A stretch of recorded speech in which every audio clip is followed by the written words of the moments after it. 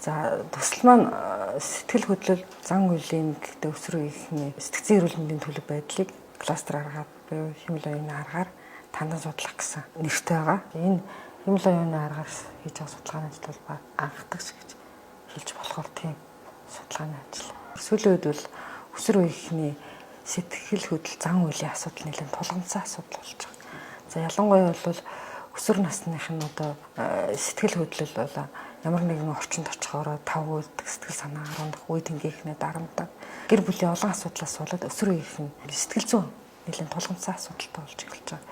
Тийм учраас ерөнхийдөө энийг бол энэ судалгааны ажлыг хийснээрээ тухайн одоо өсвөр үеийнх нь тухайн хүүхдийг эмгэг зан үйлтэй бие хүн болохоос нь урьдчилсан сэргийлэх зорилгоор за ийм олон улсад нэлээд төвөмөл олон улсад хэрэглэгддэг одоо стику буюу нөхцтэй ба сул талын асуумж судалгаагаар ерөнхийдөө өгдлөө цуглуулж боловсруулалт хийсэн. Судалгааны ажилд маань Жавц маань төслийн удирдагч. За мэдээллийн технологийн төслийн зөвлөх нь болохоор манай физик мэдээлэл зүйн химийн профессор багш Ажна багш байгаа. За сэтгцэн эрүүл мэндийн чиглэлийн зөвлөх нь болохоор Баярмаа гэдэг одоо бол сэтгцэн эрүүл мэндийн үндэсний төвийн захирал юм хүн байгаа. За мэдээллийн технологийн гүйцэтгэгчээр нь за манай физик мэдээлэл зүйн химийн багш за архитект багш байгаа. Ер нь энэ хүмүүс үл хийсэн. За 23 онд бол төсөл маань аль биесээр хэрэгжсэн. За Говьлтан аймаг даяар бол авсан. Судалгааныхаа боловсруулсан үр дүнгээрээ бид нар бол 3764 оюутнаас сурагчдаас авсан. 3764 сурагчдаас авсан мөн тэдний аль бие усны асар хамгаалагчаас авсан 3764 оюутныг бас багш үнэлсэн. Ингээд нийлээд 100000 хүүхдэл төр боловсруулалт хийсэн. Судалгааны үр дүнгээр харахад ихэнх нь хэвэн байсан. Тэр нь бол сайн үр дүн.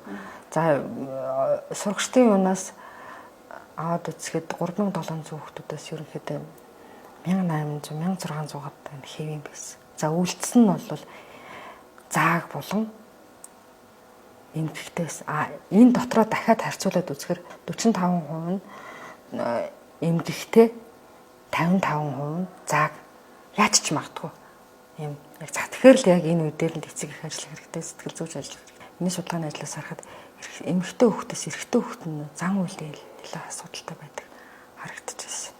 За одоо шинэ орчинд очихоор айддаг, түгшдэг, сандардаг.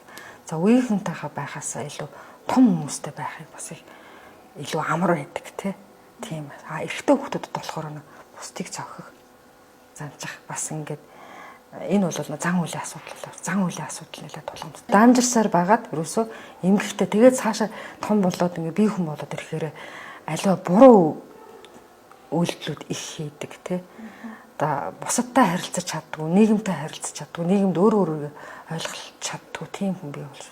Тэгэхээр одоо энийг баг багт нь энийг эртхэн шиг илрүүлээд онцлоод ингээ яах юм сэтгэл зүйчэнд онцлолт нь эцэг эхтэй ярилцсан эцэг их нь хүүхдтэйгээ ажиллана. Судалгааныхаа ажлаар яг энэ үр дүнгээр олон улсын 12 сая хэвлүүлсэн олон улсын индекстэй сэтгүүлд хэмэл advanced artificial intelligence and machine learning гэдэг дэвшилтэд технологи гэдэг энэ олон улсын мэдээллийн санд эрдэмтэд тэр олон улсын индекстэй бүртгэлтэй мэдээллийн санд өгүүлээ хэвлүүлэхийн ерөнхийдөө эмэгтэйдэд энэ өрөөл уралддаг. Энэ яг энэ үр дүнгээр хэвлүүлсэн.